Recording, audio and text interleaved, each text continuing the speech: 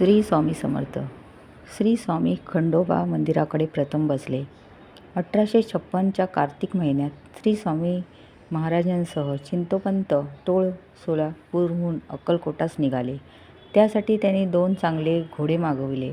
एकावर महाराज बसले तर दुसऱ्यावर ते स्वतः बसले.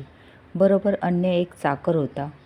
हे तिघे पायवाटाने अक्कलकोटकडे निघाले. काही किलोमीटर अंतर पार पडल्यानंतर घोड्यावर बसून एक दूत आला.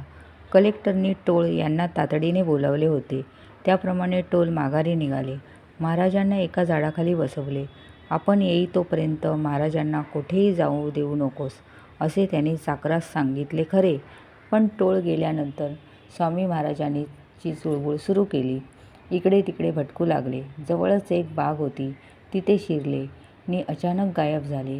ते थेट अक्कलकोटातच खंडोबा मंदिराजवळच अवर्तीण झाले. टोळांचा चाकर हादरूनच गेला होता.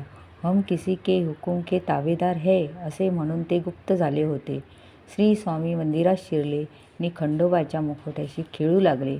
हे मंदिर लहानसे व थोडे उंचावर होते. बानाई म्हणजे गंगा, खंडोबा म्हणजे शिव व म्हाळसा म्हणजे पार्वती. ती मूळ 3 पाषाणावरील पितळी मुखवट्याबरोबर ब्रह्मांड स्वामी आनंदाने खेळत असले.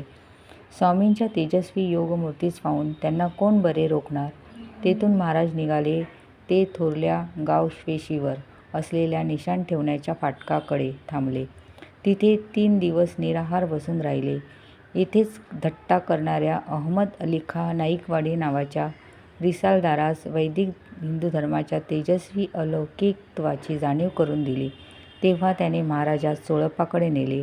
तिथेही मुखवटे एकमेकात अडकवणे व त्यात धान्य घालणे आदी वैचित्र्यपूर्ण वाटाव्या अशा लीला ते करीत. आजही त्या मूर्ती आपणास बुधवार पेठेतील समाधी मठातल्या गर्भगृहात मधल्या खोबणीत ठेवलेल्या आढळतात. श्री खंडोबाचे मंदिर सध्या सभोवार असलेल्या अनेक दुकानदाराच्या गर्दीत लपलेले जात आहे.